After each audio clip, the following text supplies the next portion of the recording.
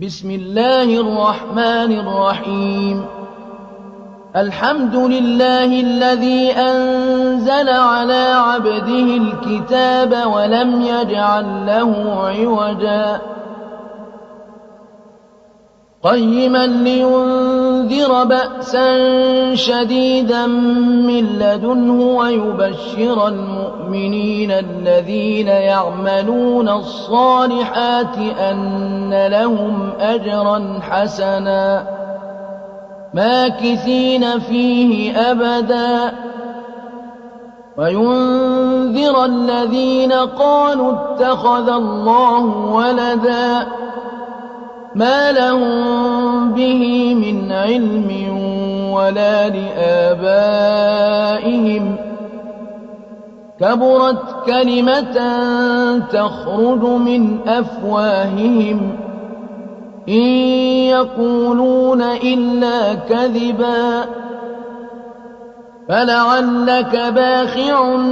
نفسك على آثارهم إن لم يؤمنوا بهذا الحديث أسفا إنا جعلنا ما على الأرض زينة لها لنبلوهم أيهم أحسن عملا وإنا لجاعلون ما عليها صعيدا جرزا أم حسبت أن أصحاب الكهف والرقيم كانوا من آياتنا عجبا إذ أوى الفتية إلى الكهف فقالوا ربنا آتنا من لدنك رحمة وهيئ لنا من أمرنا رشدا فضربنا على آذانهم في الكهف سنين عددا ثم بعثناهم لنعلم أي الحزبين أحصى لما لبثوا أمدا نحن نقص عليك نبأهم بالحق إنهم فتية آمنوا بربهم وزدناهم هدى وربطنا على قلوبهم إذ قاموا فقالوا ربنا رب السماوات والأرض لن ندعو من دونه إلها لقد قلنا إذا شططا هؤلاء قوم اتخذوا من دونه آلهة لولا يأتون عليهم بسلطان بين فمن أظلم ممن افترى على الله كذبا وإذ اعتزلتموهم وما يعبدون إلا الله فأووا إلى الكهف ينشر لكم ربكم من رحمته ويهيئ لكم من أمركم مرفقا وترى الشمس إذا طلعت تزاور عن كهفهم ذات اليمين وإذا غربت تقرضهم ذات الشمال وهم في فجوة منه ذلك من آيات الله من يهد الله فهو المهتد ومن يضلل فلن تجد له وليا مرشدا وتحسبهم أيقاظا وهم رقود ونقلبهم ذات اليمين وذات الشمال وكلبهم باسط ذراعيه بالوصيد لو اطلعت عليهم لوليت منهم فرارا ولملئت منهم رعبا وكذلك بعثناهم ليتساءلوا بينهم قال قائل منهم كم لبثتم قالوا لبثنا يوما أو بعض يوم قالوا ربكم أعلم بما لبثتم فابعثوا أحدكم بورقكم هذه إلى المدينة فلينظر أيها أزكى طعاما فليأتكم برزق منه وليتلطف ولا يشعرن بكم أحدا إنهم إن يظهروا عليكم يرجموكم أو يعيدوكم في ملتهم ولن تفلحوا إذا أبدا وكذلك أعثرنا عليهم ليعلموا أن وعد الله حق وأن الساعة لا ريب فيها إذ يتنازعون بينهم أمرهم فقالوا ابنوا عليهم بنيانا ربهم أعلم بهم قال الذين غلبوا على أمرهم لنتخذن عليهم مسجدا سيقولون ثلاثة رابعهم كلبهم ويقولون خمسة سادسهم كلبهم رجما بالغيب ويقولون سبعة وثامنهم كلبهم قل ربي أعلم بعدتهم ما يعلمهم إلا قليل فلا تمار فيهم إلا مراء ظاهرا ولا تستفت فيهم منهم أحدا ولا تقولن لشيء إني فاعل ذلك غدا إلا أن يشاء الله واذكر ربك إذا نسيت وقل عسى أن يهديني ربي لأقرب من هذا رشدا ولبثوا في كهفهم 300 سنين وازدادوا 9 قل الله أعلم بما لبثوا له غيب السماوات والأرض أبصر به وأسمع ما لهم من دونه من ولي ولا يشرك في حكمه أحدا واتل ما أوحي إليك من كتاب ربك لا مبدل لكلماته ولن تجد من دونه ملتحدا واصبر نفسك مع الذين يدعون ربهم بالغداة والعشي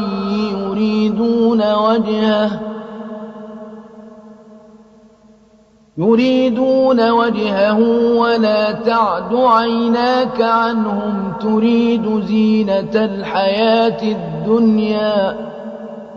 ولا تطع من أغفلنا قلبه عن ذكرنا واتبع هواه وكان أمره فرطا وقل الحق من ربكم فمن شاء فليؤمن ومن شاء فليكفر إنا أعتدنا للظالمين نارا أحاط بهم سرادقها وإن يستغيثوا يغاثوا بماء كالمهل يشوي الوجوه بئس الشراب وساءت مرتفقا إن الذين آمنوا وعملوا الصالحات إنا لا نضيع أجر من أحسن عملا أولئك لهم جنات عدن تجري من تحتهم الأنهار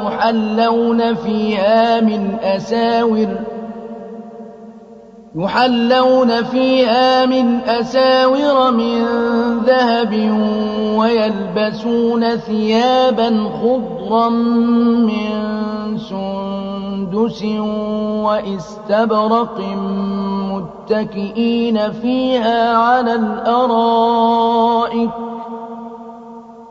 نعم الثواب وحسنت مرتفقا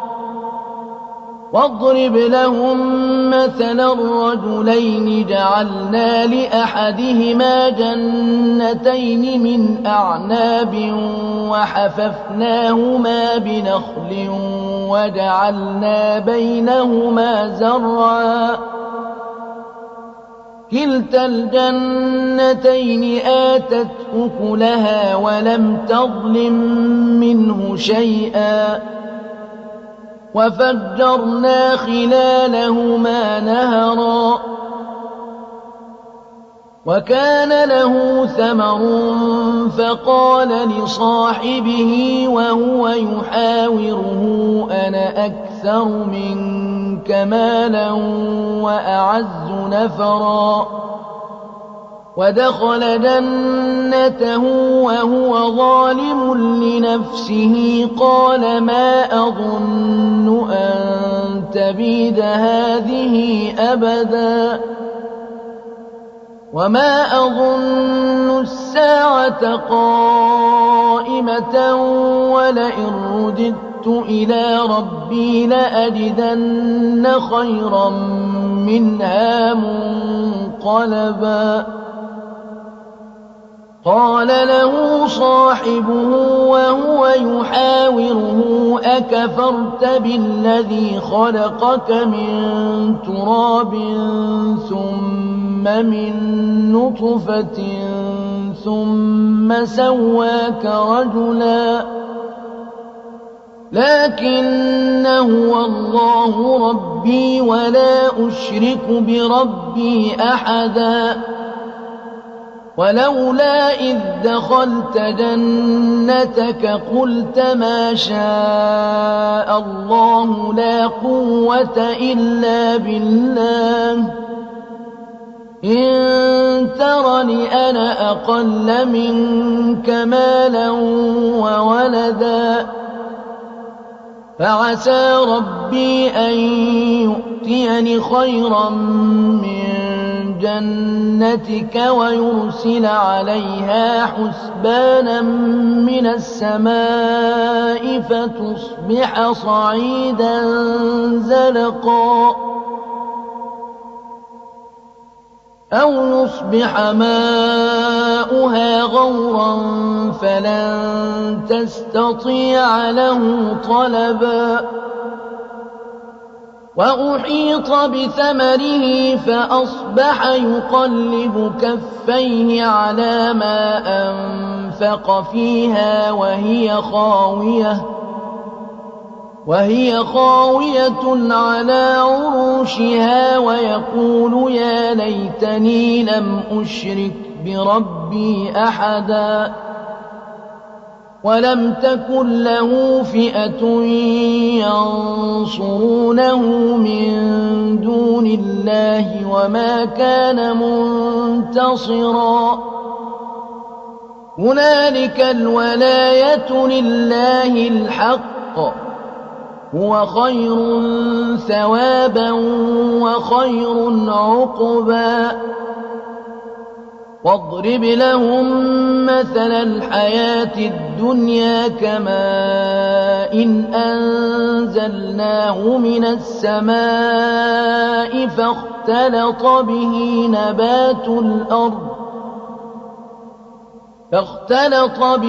نبات الأرض فأصبح هشيما تذروه الرياح وكان الله على كل شيء مقتدرا. المال والبنون زينة الحياة الدنيا والباقيات الصالحات خير عند ربك ثوابا وخير أملا. ويوم نسير الجبال وترى الأرض بارزة وحشرناهم فلم نغادر منهم أحدا وعرضوا على ربك صفا لقد جئتمونا كما خلقناكم أول مرة بل زعمتم أن لن نجعل لكم موعدا. ووضع الكتاب فترى المجرمين مشفقين مما فيه ويقولون يا ويلتنا ما لهذا الكتاب لا يغادر صغيرة ولا كبيرة إلا أحصاها ووجدوا ما عملوا حاضرا ولا يظلم ربك أحدا. وإذ قلنا للملائكة اسجدوا لآدم فسجدوا إلا إبليس كان من الجن ففسق عن أمر ربه أفتتخذونه وذريته أولياء من دوني وهم لكم عدو بئس للظالمين بدلا. ما أشهدتهم خلق السماوات والأرض ولا خلق أنفسهم وما كنت متخذ المضلين عضدا. ويوم يقول نادوا شركائي الذين زعمتم فدعوهم فلم يستجيبوا لهم وجعلنا بينهم موبقا. ورأى المجرمون النار فظنوا أنهم مواقعوها ولم يجدوا عنها مصرفا. ولقد صرفنا في هذا القرآن للناس من كل مثل وكان الإنسان أكثر شيء جدلا. وما منع الناس أن يؤمنوا إذ جاءهم الهدى ويستغفروا ربهم إلا أن تأتيهم سنة الأولين أو يأتيهم العذاب قبلا. وما نرسل المرسلين إلا مبشرين ومنذرين. ويجادل الذين كفروا بالباطل ليدحضوا به الحق واتخذوا آياتي وما أنذروا هزوا. ومن أظلم ممن ذكر بآيات ربه فأعرض عنها ونسي ما قدمت يداه إنا جعلنا على قلوبهم أكنة أن يفقهوه وفي آذانهم وقرا وإن تدعهم إلى الهدى فلن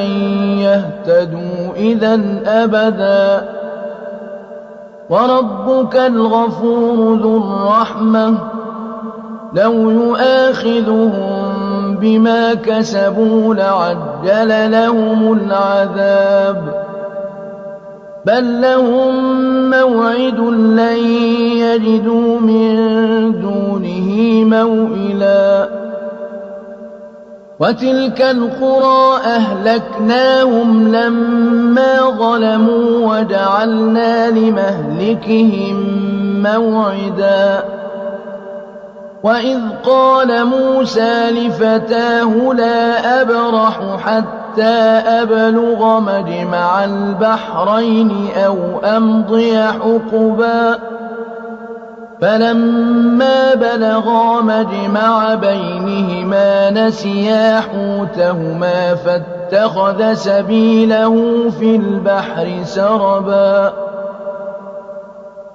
فلما جاوزا قال لفتاه آتنا غداءنا لقد لقينا من سفرنا هذا نصبا قال أرأيت إذ أوينا إلى الصخرة فإني نسيت الحوت وما أنسانيه إلا الشيطان أن أذكره واتخذ سبيله في البحر عجبا قال ذلك ما كنا نبغ فارتدا على آثارهما قصصا فوجدا عبدا من عبادنا آتيناه رحمة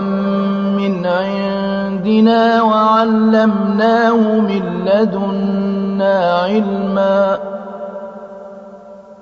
قال له موسى هل أتبعك على أن تعلمني مما علمت رشدا قال إنك لن تستطيع معي صبرا وكيف تصبر على ما لم تحط به خبرا قال ستجدني إن شاء الله صابرا ولا أعصي لك أمرا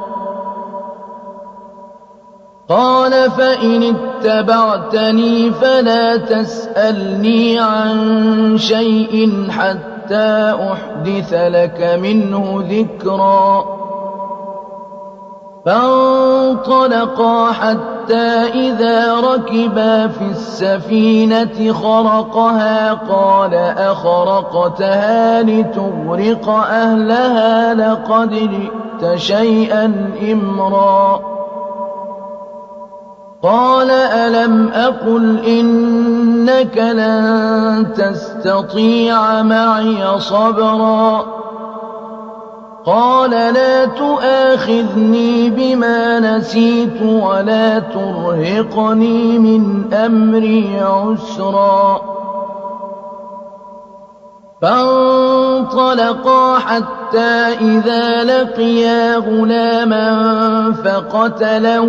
قال أقتلت نفسا زكية بغير نفس لقد جئت شيئا نكرا قال ألم أقل لك إنك لن تستطيع معي صبرا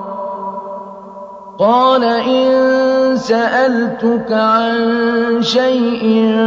بعدها فلا تصاحبني قد بلغت من لدني عذرا فانطلقا حتى إذا أتيا أهل قرية استطعما أهلها فأبوا أن يضيفوهما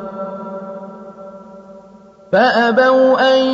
يضيفوهما فوجدا فيها جدارا يريد أن ينقض فأقامه قال لو شئت لاتخذت عليه أجرا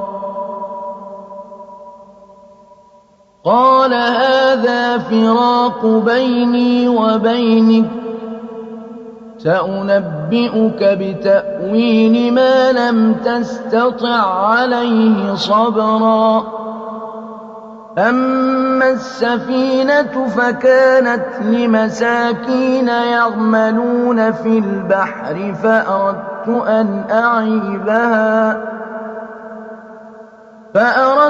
أن أعيبها وكان وراءهم ملك يأخذ كل سفينة غصبا وأما الغلام فكان أبواه مؤمنين فخشينا أن يرهقهما طغيانا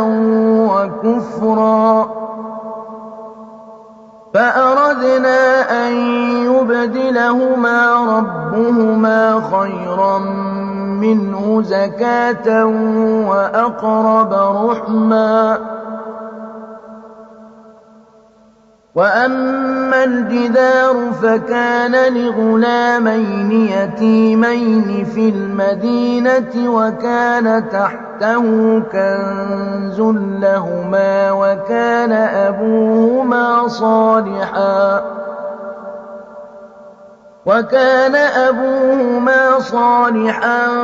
فأراد ربك أن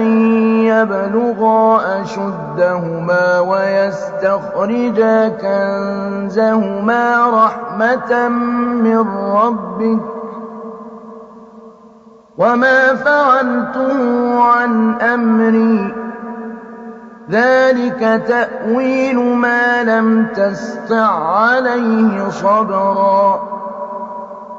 ويسألونك عن ذي القرنين قل سأتلو عليكم منه ذكرا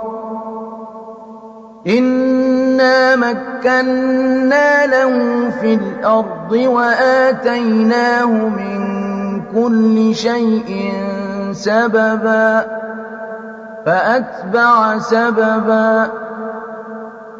حتى إذا بلغ مغرب الشمس وجدها تغرب في عين حمئة ووجد عندها قوما قلنا يا ذا القرنين إما أن تعذب وإما أن تتخذ فيهم حسنا قال أما من ظلم فسوف نعذبه ثم يرد إلى ربه فيعذبه عذابا نكرا وأما من آمن وعمل صالحا فله جزاء الحسنى وسنقول له من أمرنا يسرا ثم أتبع سببا حتى إذا بلغ مطلع الشمس وجدها تطلع على قوم لم نجعل لهم من دونها سترا كذلك وقد أحطنا بما لديه خبرا ثم أتبع سببا حتى إذا بلغ بين السدين وجد من دونهما قوما لا يكادون يفقهون قولا قالوا يا ذا القرنين إن يأجوج ومأجوج مفسدون في الأرض مُفْسِدُونَ فِي الْأَرْضِ فَهَلْ نَجْعَلُ لَكَ خَرْجًا عَلَىٰ أَن تَجْعَلَ بَيْنَنَا وَبَيْنَهُمْ سَدًّا قَالَ مَا مَكَّنِّي فِيهِ رَبِّي خَيْرٌ فَأَعِينُونِي بِقُوَّةٍ أَجْعَلْ بَيْنَكُمْ وَبَيْنَهُمْ رَدْمًا آتوني زبر الحديد حتى إذا ساوى بين الصدفين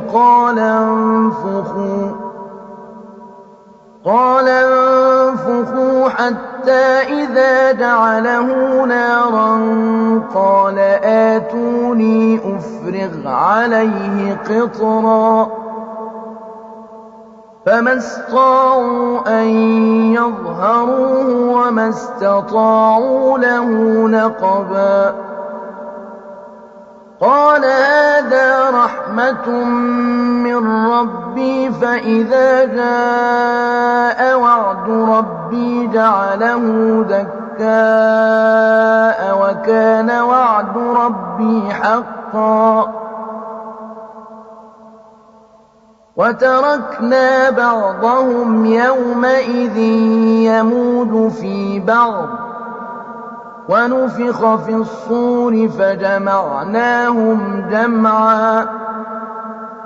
وعرضنا جهنم يومئذ للكافرين عرضا الذين كانت أعينهم في غطاء عن ذكري وكانوا لا يستطيعون سمعا أفحسب الذين كفروا أن يتخذوا عبادي من دوني أولياء إنا أعتدنا جهنم للكافرين نزلا قل هل ننبئكم بالأخسرين أعمالا الذين ضل سعيهم في الحياة الدنيا وهم يحسبون أنهم يحسنون صنعا أولئك الذين كفروا بآيات ربهم ولقائه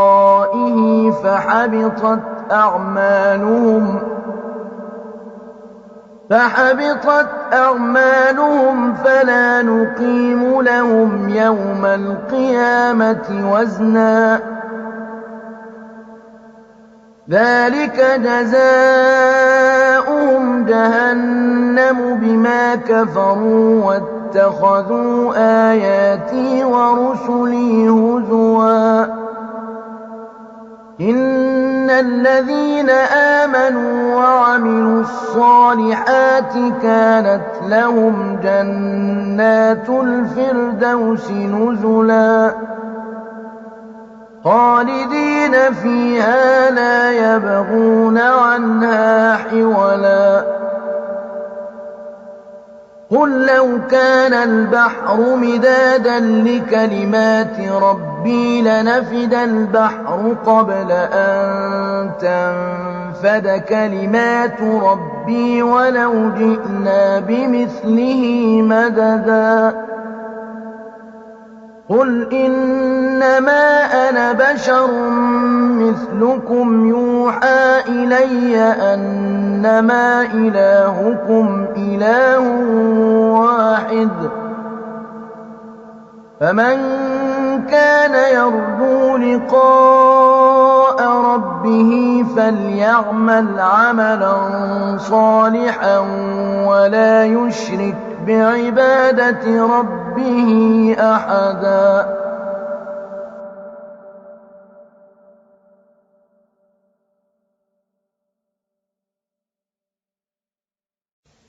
بسم الله الرحمن الرحيم الحمد لله الذي أنزل على عبده الكتاب ولم يجعل له عوجا قيما لينذر بأسا شديدا من لدنه ويبشر المؤمنين الذين يعملون الصالحات أن لهم أجرا حسنا ماكثين فيه أبدا وينذر الذين قالوا اتخذ الله ولدا ما لهم به من علم ولا لآبائهم كبرت كلمة تخرج من أفواههم إن يقولون إلا كذبا فلعلك باخع نفسك على آثارهم إن لم يؤمنوا بهذا الحديث أسفا إنا جعلنا ما على الأرض زينة لها لنبلوهم أيهم أحسن عملا وإنا لجاعلون ما عليها صعيدا جرزا أم حسبت أن أصحاب الكهف والرقيم كانوا من آياتنا عجبا إذ أوى الفتية إلى الكهف فقالوا ربنا آتنا من لدنك رحمة وهيئ لنا من أمرنا رشدا فضربنا على آذانهم في الكهف سنين عددا ثم بعثناهم لنعلم أي الحزبين أحصى لما لبثوا أمدا نحن نقص عليك نبأهم بالحق إنهم فتية آمنوا بربهم وزدناهم هدى وربطنا على قلوبهم إذ قاموا فقالوا ربنا رب السماوات والأرض لن ندعو من دونه إلها لقد قلنا إذا شططا هؤلاء قومنا اتخذوا من دونه آلهة لولا يأتون عليهم بسلطان بين فمن أظلم ممن افترى على الله كذبا وإذ اعتزلتموهم وما يعبدون إلا الله فأووا إلى الكهف ينشر لكم ربكم من رحمته ويهيئ لكم من أمركم مرفقا وترى الشمس إذا طلعت تزاور عن كهفهم ذات اليمين وإذا غربت تقرضهم ذات الشمال وهم في فجوة منه ذلك من آيات الله من يهد الله فهو المهتد ومن يضلل فلن تجد له وليا مرشدا وتحسبهم أيقاظا وهم رقود ونقلبهم ذات اليمين وذات الشمال وكلبهم باسط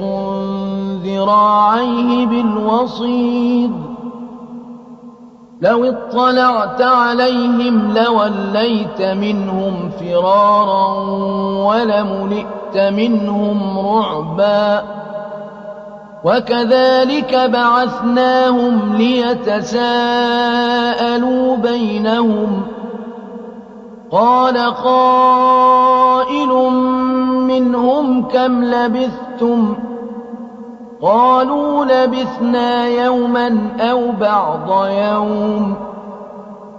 قالوا ربكم أعلم بما لبثتم فابعثوا أحدكم بورقكم هذه إلى المدينة فلينظر أيها أزكى طعاما فليأتكم برزق منه وليتلطف ولا يشعرن بكم أحدا إنهم إن يظهروا عليكم يرجموكم أو يعيدوكم في ملتهم ولن تفلحوا إذا أبدا وكذلك أعثرنا عليهم ليعلموا أن وعد الله حق وأن الساعة لا ريب فيها إذ يتنازعون بينهم أمرهم فقالوا ابنوا عليهم بنيانا ربهم أعلم بهم قال الذين غلبوا على أمرهم لنتخذن عليهم مسجدا سيقولون ثلاثة رابعهم كلبهم ويقولون خمسة سادسهم كلبهم رجما بالغيب ويقولون سبعة وثامنهم كلبهم قل ربي أعلم بعدتهم ما يعلمهم إلا قليل فلا تمار فيهم إلا مراء ظاهرا ولا تستفت فيهم منهم أحدا ولا تقولن لشيء إني فاعل ذلك غدا إلا أن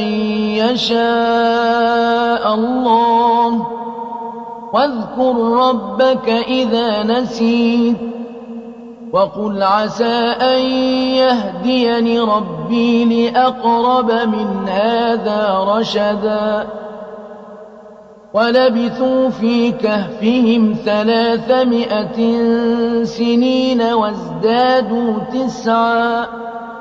قل الله أعلم بما لبثوا له غيب السماوات والأرض أبصر به وأسمع ما لهم من دونه من ولي ولا يشرك في حكمه أحدا واتل ما أوحي إليك من كتاب ربك لا مبدل لكلماته ولن تجد من دونه ملتحدا واصبر نفسك مع الذين يدعون ربهم بالغداة والعشي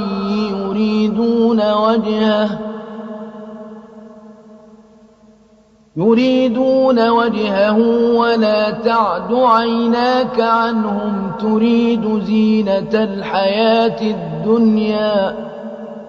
ولا تطع من أغفلنا قلبه عن ذكرنا واتبع هواه وكان أمره فرطا وقل الحق من ربكم فمن شاء فليؤمن ومن شاء فليكفر إنا أعتدنا للظالمين نارا أحاط بهم سرادقها وإن يستغيثوا يغاثوا بماء كالمهل يشوي الوجوه بئس الشراب وساءت مرتفقا إن الذين آمنوا وعملوا الصالحات إنا لا نضيع أجر من أحسن عملا أولئك لهم جنات عدن تجري من تحتهم الأنهار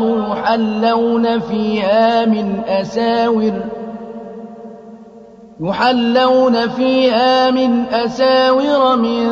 ذهب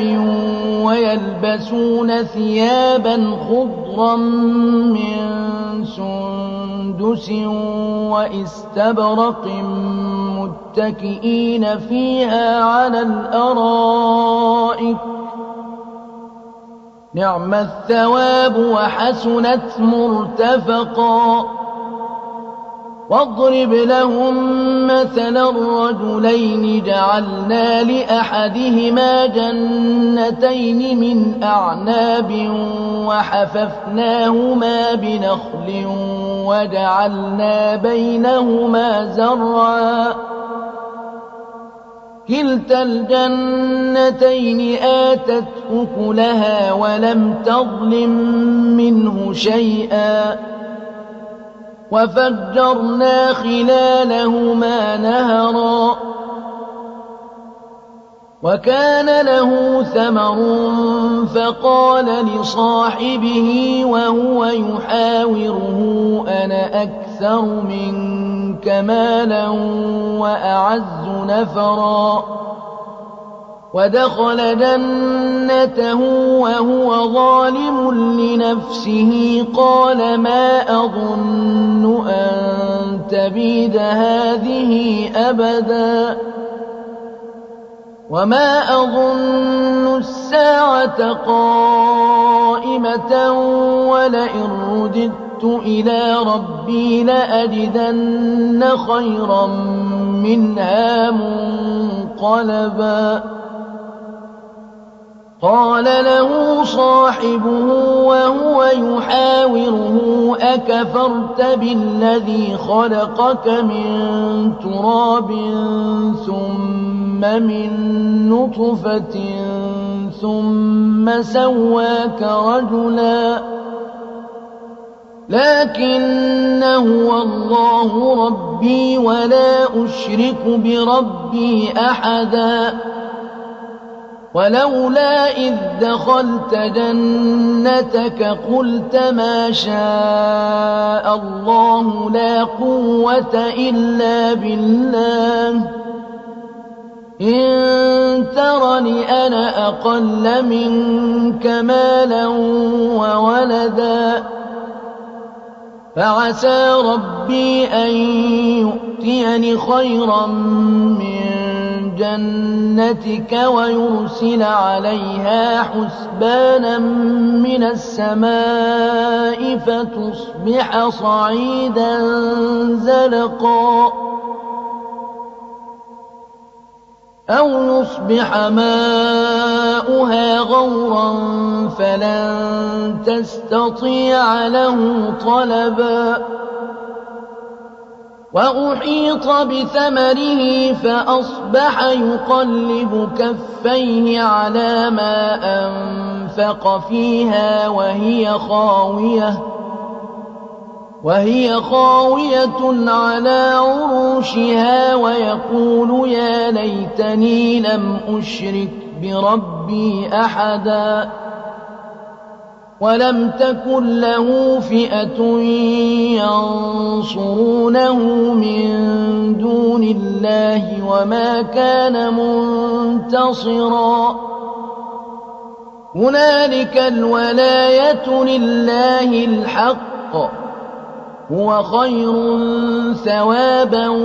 وخير عقبا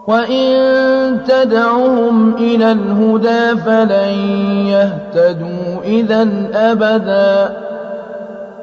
وربك الغفور ذو الرحمة لو يؤاخذهم بما كسبوا لعجل لهم العذاب بل لهم موعد لن يجدوا من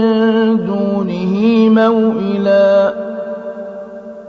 وتلك القرى أهلكناهم لما ظلموا وجعلنا لمهلكهم موعدا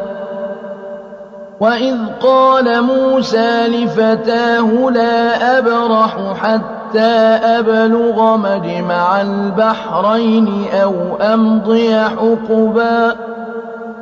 فلما بلغا مجمع بينهما نسيا حوتهما فاتخذ سبيله في البحر سربا فلما جاوزا قال لفتاه آتنا غداءنا لقد لقينا من سفرنا هذا نصبا قال أرأيت إذ أوينا إلى الصخرة فإني نسيت الحوت وما أنسانيه إلا الشيطان أن أذكره واتخذ سبيله في البحر عجبا قال ذلك ما كنا نبغ فارتدا على آثارهما قصصا فوجدا عبدا من عبادنا آتيناه رحمة من عندنا وعلمناه من لدنا علما قال له موسى هل أتبعك على أن تعلمني مما علمت رشدا قال إنك لن تستطيع معي صبرا وكيف تصبر على ما لم تحط به خبرا قال ستجدني إن شاء الله صابرا ولا أعصي لك أمرا قال فإن اتبعتني فلا تسألني عن شيء حتى أحدث لك منه ذكرا فانطلقا حتى إذا ركبا في السفينة خرقها قال أخرقتها لتغرق أهلها لقد جئت شيئا إمرا قال ألم أقل إنك لن تستطيع معي صبرا قال لا تؤاخذني بما نسيت ولا ترهقني من أمري عسرا فانطلقا حتى إذا لقيا غلاما فقتله قال أقتلت نفسا زكية بغير نفس لقد جئت شيئا نكرا قال ألم أقل لك إنك لن تستطيع معي صبرا قال إن سألتك عن شيء بعدها فلا تصاحبني قد بلغت من لدني عذرا فانطلقا حتى إذا أتيا أهل قرية استطعما أهلها فأبوا أن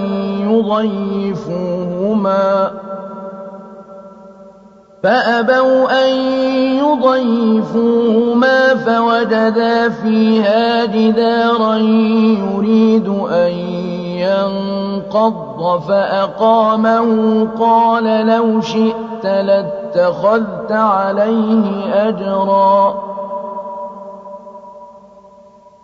قال هذا فراق بيني وبينك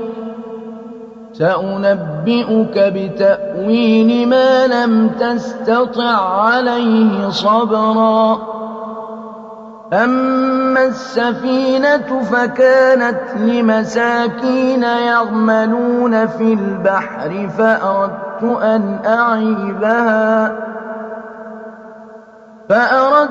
أن أعيبها وكان وراءهم ملك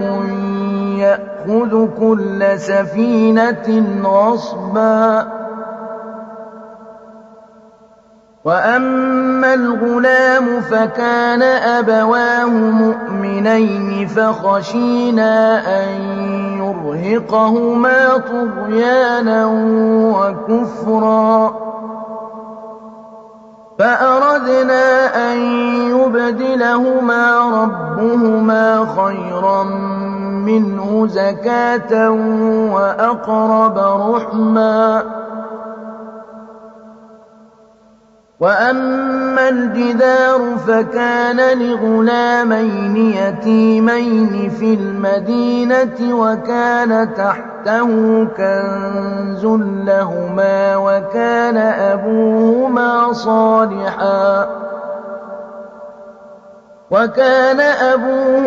صالحا فأراد ربك أن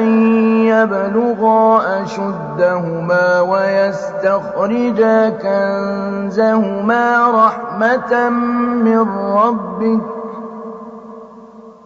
وما فعلته عن أمري ذلك تأويل ما لم تسطع عليه صبرا ويسألونك عن ذي القرنين قل سأتلو عليكم منه ذكرا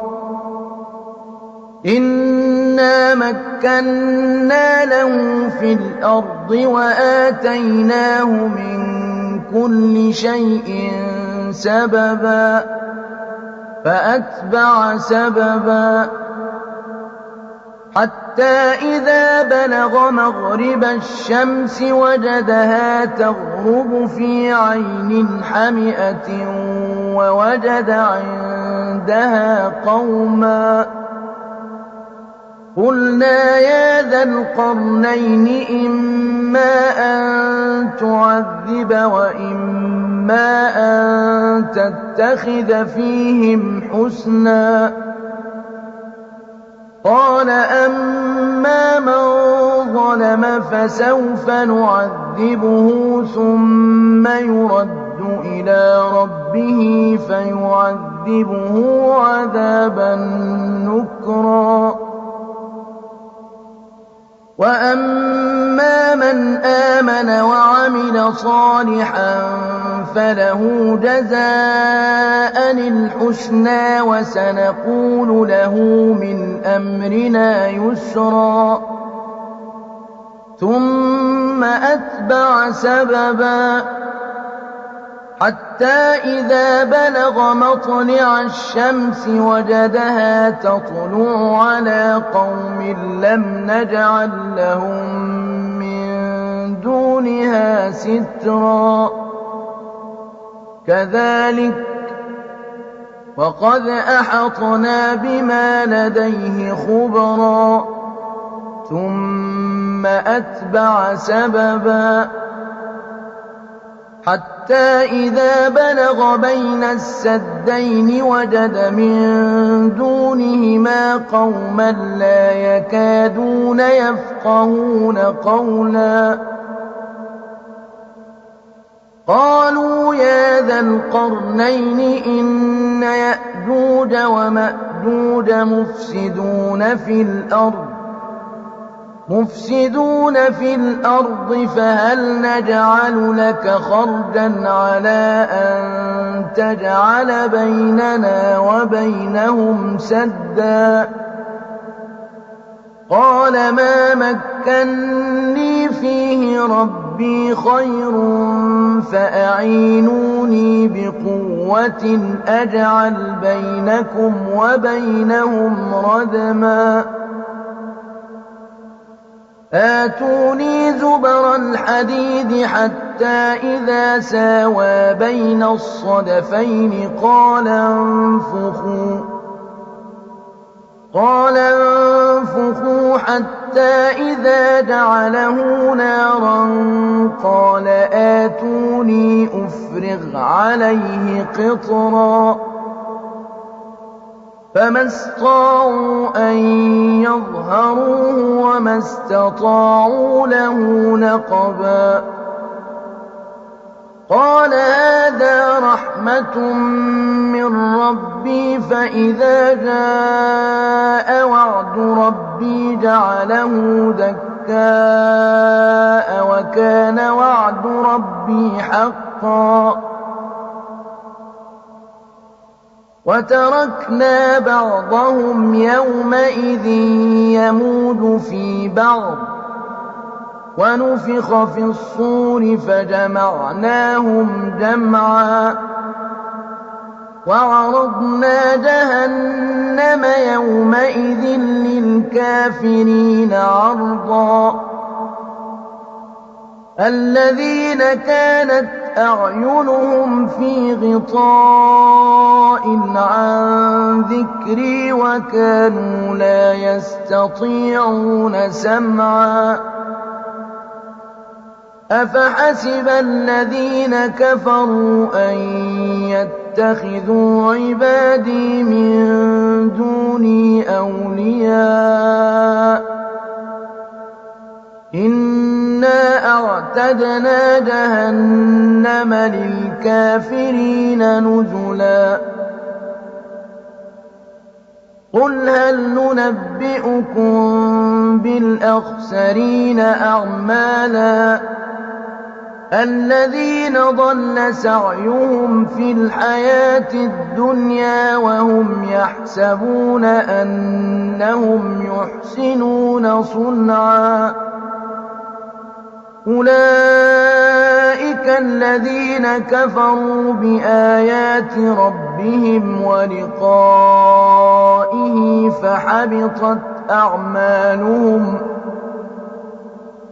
فحبطت أعمالهم فلا نقيم لهم يوم القيامة وزنا ذلك جزاؤهم جهنم بما كفروا واتخذوا آياتي ورسلي هزوا إن الذين آمنوا وعملوا الصالحات كانت لهم جنات الفردوس نزلا خالدين فيها لا يبغون عنها حولا قل لو كان البحر مدادا لكلمات ربي لنفد البحر قبل أن تنفد كلمات ربي ولو جئنا بمثله مددا قل إنما أنا بشر مثلكم يوحى إلي أنما إلهكم إله واحد فمن كان يرجو لقاء ربه فليعمل عملا صالحا ولا يشرك بعبادة ربه أحدا